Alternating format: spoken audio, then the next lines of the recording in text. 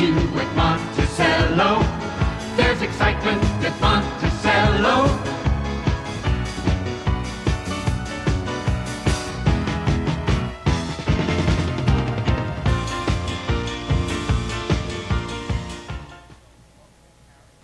Good evening, everyone. I'm Gary Sussman, and welcome once again to the Inside Track. For the past 24 years, it was held at Du Quoin, Illinois, but in 1981, it moved to the Meadowlands. What am I talking about? Well, of course, the 56th renewal of the Hambletonian. Today on the Inside Track, the professor, Mr. John Manzi, will analyze all 4 heats of the Hambletonian for you, and you'll see that great race as it took place on August 8th at the Meadowlands. Aaron Rosenthal will be on to show us what takes place in a horse shoe shop as we visit a blacksmith's shop at Monticello Raceway. Of course, we'll take a look at past and upcoming promotions and trivia. But first, let's take a look back now at some of the highlight calls of the week and show you who did what at Monticello Raceway. Now, one of the drivers who's been awfully hot the past couple of weeks is a former driving champion from Pocono Downs, and that is Bill Fitzgerald. Bill had a driving double on August 13th, so what we're going to show you is one of the races that he won, and it's race number 3. So let's set the stage for you. August 13th, race number 3 for the call. Let's go upstairs to Mr. Jerry Glantz. Dutch Duke holds on to the lead. Chateau Lafitte right at him on the outside. Happy Julie third. Christie's Empire on the outside fourth. Knickers fifth. 3/4 in 1:31 and 4. Paddock turned the final time. Dutch Duke with the lead. Chateau Lafitte is second. Happy Julie third. Christie's Empire 3 wide fourth. Phaser 4 wide fifth. They've got an eighth of a mile to pace now. They turn for home. Dutch Duke by 2 lengths. Happy Julie is second on the extreme outside. Christie's Empire. Dutch Duke with the lead. Happy Julie is second. Christie's Empire third. Dutch Duke in front. Dutch Duke with Bill Fitzgerald in the sulky winning that race from the 8-hole. 2:02 and 3/5. The horse paid $8 to win. Bill has a 357 universal average so far in the season at Monticello, but unfortunately he doesn't have enough races at this time to qualify for the lead. He has 18 wins on the year, and he's getting stronger as the season goes on. Highlight call number 2 comes from Sunday, August 16th. It was race number 2, a purse of $5,000. Now, Overbrook's Chrissy was the winner of 3 straight at Monticello, honored Duncantel in the sulky, and was the morning line favorite. Left from the 1 hole, the early fractions 28 and 3 and 59 and 2. Let's see who won the race then. Sunday, August 16th, race number 2. Let's go back upstairs for the call. Verbatim at the rail 6. Kirby Hanover has the best view. Off the turn and down the backstretch, the final time. Overbrook's Chrissy a length leader. Mighty Eden is second. The Joker at the rail third. Racy Andy 3 wide fourth. Verbatim at the rail is fifth. As they go by 3/4, 1:29 and 2. Paddock turned the final time. Overbrook's Chrissy holds on to the lead. Mighty Eden right there, second a length back. The Joker is third. Verbatim trying to close ground at the rail fourth. They've got an eighth of a mile to pace now. They turn for home. Overbrook's Chrissy with the lead. Mighty Eden down the middle of the track. The Joker on the outside. Through the lane, Overbrook's Chrissy with the lead. Mighty Eden, Verbatim, and the Joker on the outside. Overbrook's Chrissy in front. Overbrook's Chrissy honored Duncantel in the reins, or at the reins rather, 159 and 2. That was a lifetime best. Mighty Eden with Charles Connor came in second. That was highlight call number 2 from the past week at Monticello. Highlight call number 3 also came from Sunday, August 16th. It was race number 9, a purse of $7,000. It was the featured race on that matinee card. Spike Boots and Al Manzi, the morning line favorite, the 8-year-old pacer, winner of 5 of his last 8 starts. But Overstrength and Ronnie Sachs took the lead from the 1 hole, cutting the fractions in 29 and 1, 59 and 2. And let's see what happens. So let's set the stage. Sunday, August 16th, race number 9. Let's go back upstairs for the call. 3 wide third, White Walls between horses fourth. Romien along the rail is fifth, followed by Bye Bye Mermaid and Finest Derby. They head to the 3/4 pole. Overstrength by a length. Clipper Minbar out of the 2-hole second. Romien at the rail third. Spike Boots in the outside fourth. Finest Derby moving up at the rail fifth. They're by 3/4 in 1:29 and 4. Paddock turned the final time. Overstrength holds on to the lead. Clipper Minbar on the outside. Romien right there third. Finest Derby getting the room at the rail fourth. They've got an eighth of a mile to pace now. They turn for home. Overstrength with the lead. Clipper Minbar on the outside. Finest Derby along the rail. Through the lane, Overstrength on the inside. Clipper Minbar on the outside. Finest Derby and Romien. That's Clipper Minbar in front. And Paul Ingracia Jr. was in the sulky in that race for Clipper Minbar. The final time, 2:01 and 2/5. And those are the highlight calls of the past week at the Mighty M. Coming up on the personality profile, Aaron Rosenthal, one of the blacksmiths supreme at Monticello. He'll take us into a horse shoe shop. Coming up right after this message. Now y'all just know this is the mighty Mississippi. Don't you now? Surprise! Every place you see here is in New York State, because New York has more to see and do than most countries. Call for a free vacation guide that shows you where everything is. Now let's head for Old Dixie.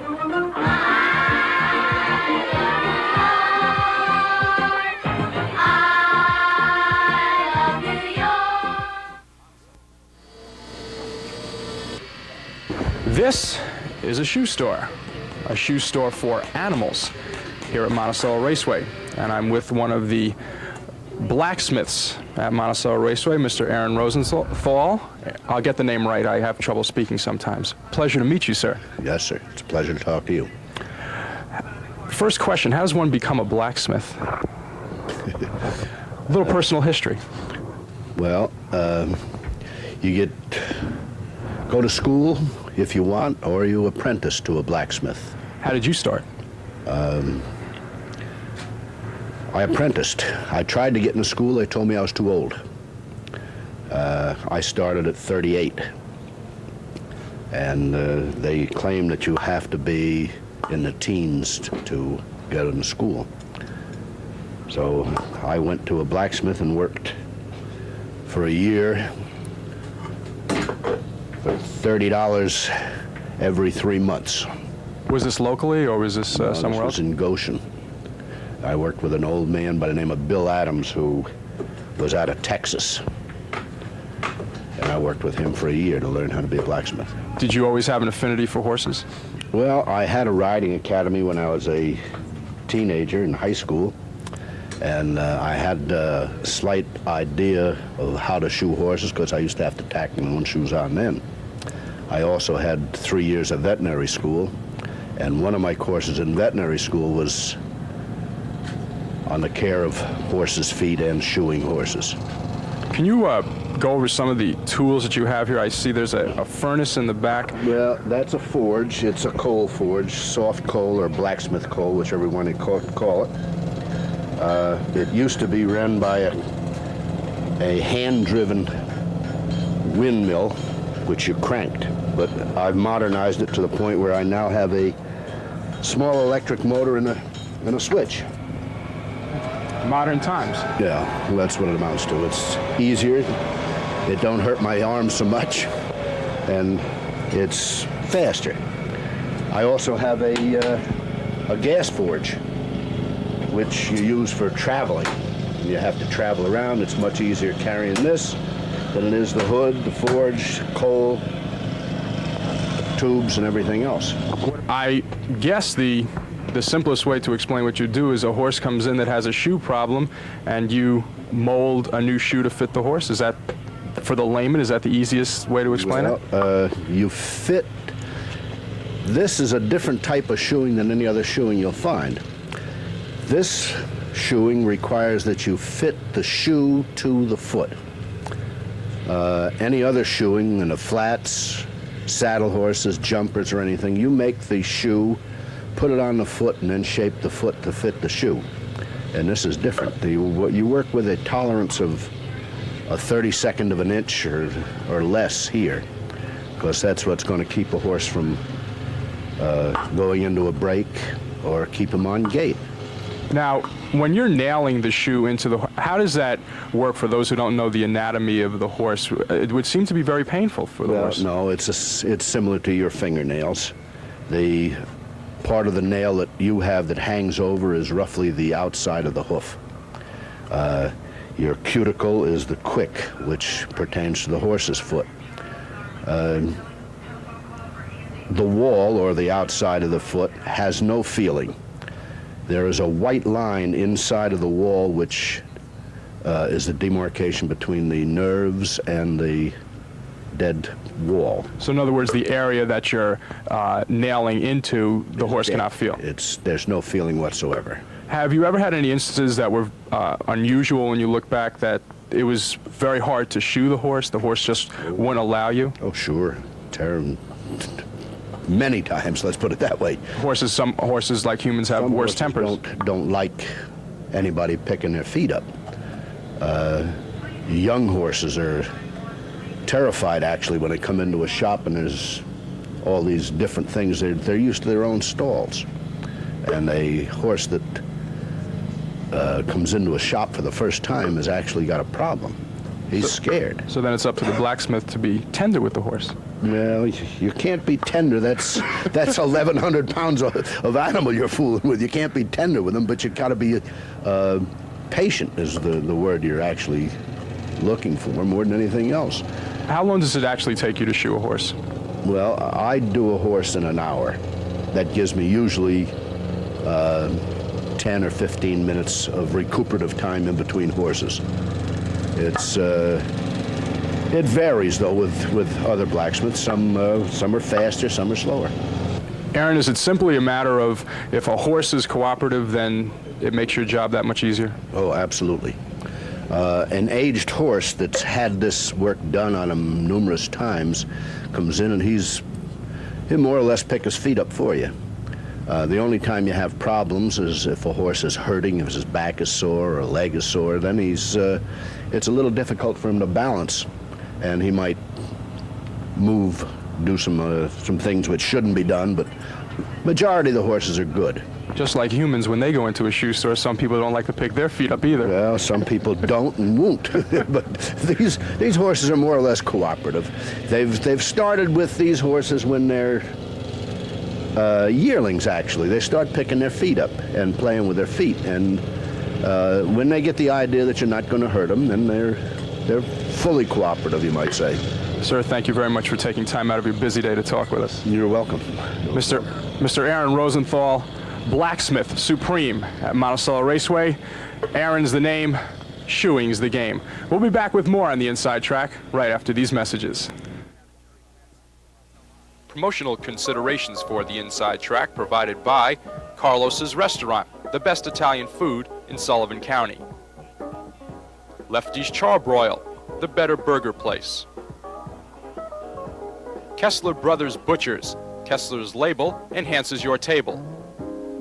The Bagel Bakery, famous for bagel treats and sandwiches, open 7 days.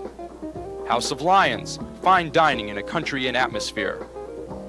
Dunkin' Donuts, it's worth the trip, open 24 hours. Ellery's Betty Bright Cleaners, now in Monticello and the Ellenville IGA. Capito Brothers Tire Specialists, for family care of your tire needs. The Holiday Inn Restaurant of Liberty, diversity in dining for the public appetite. And the Lin Yan Chinese Restaurant, authentic Chinatown delights right here in Sullivan County. Welcome back to the Inside Track. Time now for the Professor segment with Mr. John Manzi. And the Professor has once again set the record for failure to wear a solid jacket on the show. Professor, welcome with your exquisite plaid jacket or striped jacket. It's good to be here, Suss, once again. Once again under the lights. But it's cool this time, right? We have a lot of shows, so we'll keep the ad-libbing to a minimum. Right. The Hambletonian, Saturday, August 8th at the Meadowlands. Now, before we talk about the individual races, last year you went out to DuQuoin to view the Hambletonian. You were there firsthand. And you are partial to the country atmosphere as opposed to the city atmosphere, or else you were last year. This year was at the Meadowlands. What are your feelings on bringing the Hambletonian, one of the premier events in harness racing, to the big city, or as close to the big city as you can get? Well, as you know, I'm subject to change, as I did when I picked the Classic winner. But when I went out there last year, Suss, it was tremendous. It was great. It was a different feeling. It was the sport of harness racing. I was against coming to, personally against coming to the Meadowlands and going away from the country atmosphere. Then, on the other hand, after the play and the media exposure seemed to be what it was going to be, I said, well, maybe it's the best thing for it. I predicted 60,000 for the race and everything. And to make it a little bit brief here, after the race, I kind of feel like I felt before. I think maybe it's a race that is a country race, and Personally, I think of course, Goshen is no longer racing. That's where it should be, I guess. But I think Syracuse should be the place for it, where it was in the beginning, and I think it should be back there now, where that race is something. At the Meadowlands, it was lost in a shuffle of $1 million, $2 million races. It just lost something. One of the things that maybe we should have talked about is, for those who are new to the sport of harness racing, what is the Hamiltonian? It's a race for 3-year-old trotters, and it's sort of the Kentucky Derby of harness racing. But unlike the thoroughbred race where they race in one dash, the winner of this race has to win 2 heats.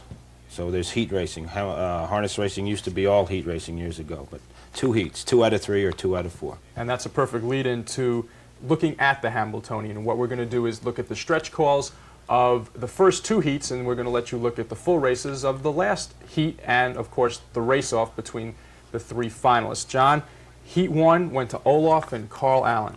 Carl Allen's horse, a Noble Victory colt, who had not won a race up to this start, Suss, and I guess he broke to the front, and he led all the way, and he won. And held off a late rush. Yeah, that's what he did, right. He had a few lengths on him for a while, and he held off a late rush, too. Okay. This wasn't seen on TV. But it will be seen here. Right here, right exclusive. Now. So let's set the stage. Saturday, August 8th, the first heat of the Hamiltonian. Let's go to the call with Mr. Ed Gorman.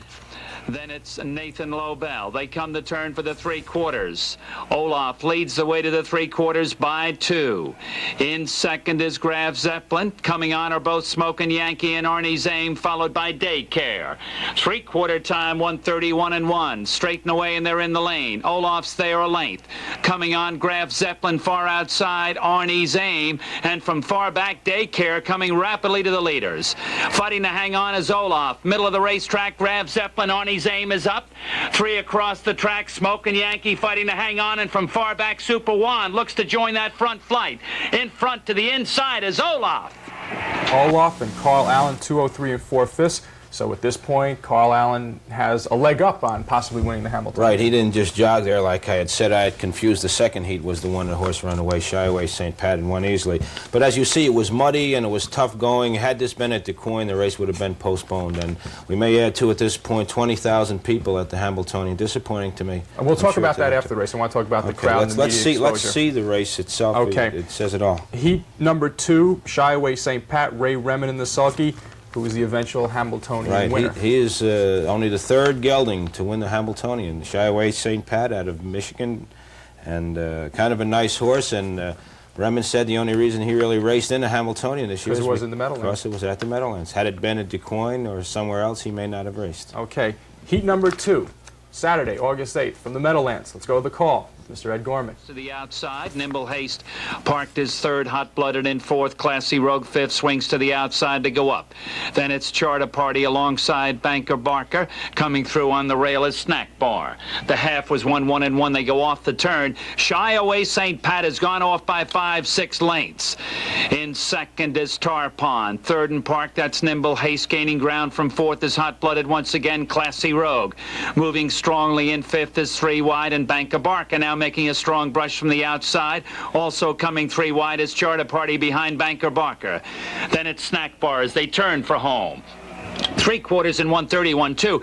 Shy Away St. Pat all by himself is out there by 6. Banker Barker's moved into second. Charter Party coming rapidly to the inside together with Snack Bar. Then it's Classy Rogue, Hot-Blooded, and Terry's Boy. Shy Away St. Pat fighting to hang on. Closing in is Banker Barker. Shy Away St. Pat going to make it. Shy Away St. Pat, Professor, 2:02 3/5. So now we have Olaf winning the first heat, Shy Away Pat the second. The 3rd heat could be the winning heat. Right. The 3rd heat combined the top 5 finishers in the 1st division and the top 5 in the 2nd division. Now, should one of those winners, Olaf or Shy Away St. Pat, had won the 3rd heat, they would have been the immediate winner then. But as we'll see, it wasn't to be. Howard Beisinger, 3-time winner, Hamiltonian winner, had his Super Juan colt in full gear in the 3rd heat, and he held off a fast-closing Shy Away Pat. And it was a great race. Pat, that is. It was a great race, and we'll was a great let you stretch see that. Heat number 3 from the Hamiltonian, August 8th, of course, and you know who the track announcer is, Mr. Ed Gorman. Let's go to the race. Here they come. go on a break as they left the gate. That was Olaf off stride along the rail. Shy away St. Pat gaining an early advantage. Up quickly goes Hot Blooded, joined by Smokin' Yankee on the far outside. Hot Blooded and also off stride went Snack Bar. Smokin' Yankee circles around to take command. Next along the rail, that's Hot Blooded. The gap is then 3 back to Super Juan. Shy away St. Pat sits quietly along the rail in 4th. 3-4 lengths further back to Banker Barker. Then it's Arnie's Aim, followed by Charter Party. Next, Graf Zeppelin, and back on stride and moving rapidly is Olaf. Also trying to return to the field, that's Snack Bar. They went the quarter 29-2. Trot midway down the back stretch. Smokin' Yankees on the front end by 2. Hot Blooded has the second spot, and Shy away St. Pat inches up a closer third. Super Juan in 4th, and on the move now is Banker Barker from 5th, moving to the outside to go up. Charter Party along the rail is a close-up 6th, and it's Arnie's Aim, followed by Graf Zeppelin and Olaf. A flat minute for the half, and they trot onto the far turn. Smokin' Yankees got the rail, got it, but Shy away St. Pat edges up on the outside, ready to make his bid along with Smokin' Yankee. Tucked in 3rd is Hot Blooded, and Super Juan on the move from 4th on the outside, as is Banker Barker in 5th and gaining rapidly on the far outside.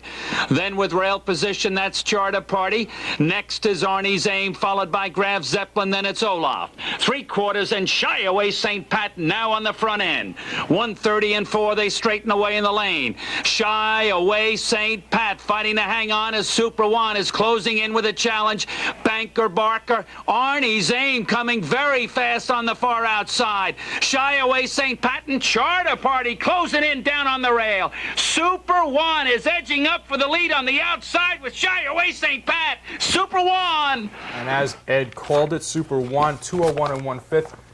We now have 3 horses who have won 3 of the heats. Psychologically, if there is such a factor in a race like this, which I'm sure there probably is, Shy away St. Pat had won the 2nd heat, had the lead in the 3rd heat, but was edged out. What does this do to the driver? He kind of has to wonder that his strategy is going to be that he's going to have to follow Super Juan. He's going to have to think, I would assume, that he had it all and somebody beat him from behind, so obviously he wasn't the best. And so what would happen, Remen would probably want to follow Super Juan and try to outbrush him in the lane. And he caught a big break when Olaf made a break early. Super Juan grabbed the lead in a 3-horse race, but Olaf came back trotting and took the lead, which I think helped Shy away St. Pat. Had Beisinger been able to control the fractions, he would have been over the half in 6, and they would have raced the last quarter probably around 29 seconds or 28 seconds. Mudd would have slowed it up somewhat, and he would have had the advantage, but he didn't have it. And Remen foul. Let's watch it. Okay, let's let the people see this exciting race-off. 3 horses, Olaf, Super Juan, and Shy away St. Pat at the Meadowlands for the Hambletonian title. Let's go to Mr. Gorman. 3 trotters on the gate, and they're on the move. Here they come. Go, and on the outside and on a break immediately as they left the gate was Olaf, leaving Super Juan and Shy away St. Pat to determine the early leader. But Olaf, brought back quickly by Carl Allen, is back on stride and on the move once again. Head up that first turn, and Super Juan with Beisinger leads it by 2. Shy away St. Pat sits 2nd with Ray Remen. Olaf is some 7-8 lengths away in the 3rd spot. They swing the turn to the quarter, and Super Juan, moving easily, is 3 the best over Shy away St. Pat. That quarter in 32 and 2. They swing down the back stretch, and Super Juan leads it by 2.5, 3 lengths. Shy away St. Pat, and Olaf is back and trotting strongly now, looks to join the leaders. Here comes Olaf up on the outside, brushes quickly into 2nd. On a move to Super Juan, Carl Allen has his 3-year-old going right up to bid for the lead. They approach the half, and that's Olaf now claiming the lead from Super Juan as they reach the half in 1, 2, and 3. Shy away St. Pat's another 2 back in 3rd as they swing on to the far turn. This trio of 3-year-old colts on the move to get the championship championship for the Hambletonian. It's Olaf leading the way on the far turn by 2.5. Super One begins to charge up now, moves a stronger second. Shy Away St. Pat looks to come 3 wide to join the other two as they come to the 3/4. Olaf by just a length. Carl Allen has his colt in front at the 3/4 in 1:32 2. They turn home, and here comes Super One with Beisinger, and here comes Shy Away St. Pat and Raymond, and those three, fitting of the champions, spread across the track. Super One is trying to hold on, and Shy Away St. Pat wants to run him down. Super One's got it ahead. Shy Away's up on the outside, and Shy Away is inching to the front. Great race. 202 and 1/5. Ray Remond, Howard Beisinger had won 3 Hambletonians previously. That's true. With if I could remember a few horses. Anyways, Well, that was just off the cuff. Lindy's Crown, Speedy Somali, and Speedy's Crown. But anyway, 20,000 people at the Meadowlands, a little over 20,000 people. What are your thoughts on the crowd? Did the weather have that much to do with it? well, I would say so. The weather had a big factor. The Meadowlands publicity department was excellent. They got excellent coverage. I don't know. I saw the Travers last week at Saratoga, and it was raining worse than at the Meadowlands. They had 30,000, and they expected 60. So obviously the weather is a factor. I was disappointed. What are your feelings, Suss? You heard of the Hambletonian last year when I had gone away to it, and what do you think this year? I think that as with most sports, if you get that New York media attention and you get that national exposure, it just elevates it to that certain level. You had it on national TV on Wide World of Sports. You had big spreads in the New York Post and the New York Times. I thought it brought harness racing to the forefront, certainly during that week.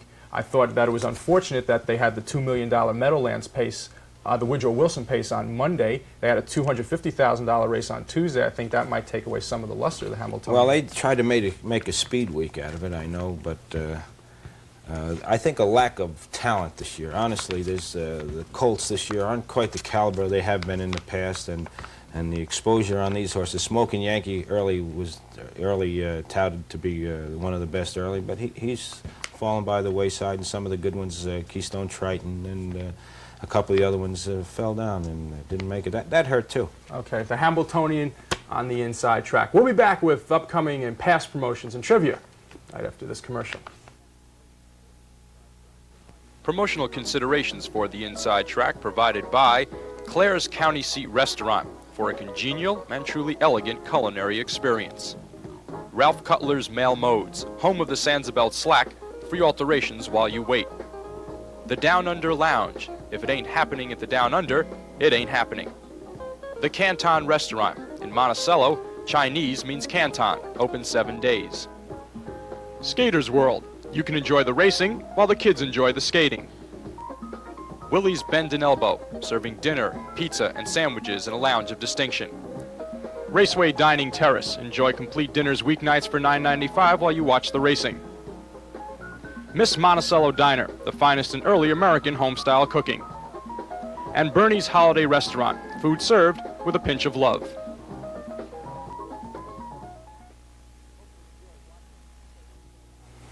Hope you enjoyed watching the replay once again of the Hambletonian. And just remember, Fan Appreciation Night on September 3rd, jacket giveaway on September 4th. Professor, thanks once again for the expert analysis. Good to be here, Seth. My thanks to the professor, Mr. John Manzi, and of course to Mr. Aaron Rosenthal. We'll see you next week with more on the Inside Track. Have a pleasant week.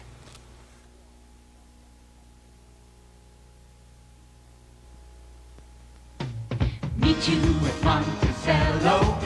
Great racing at Monticello. The world's very fastest half-mile track. That's Monticello Raceway. Meet you at Monticello. There's excitement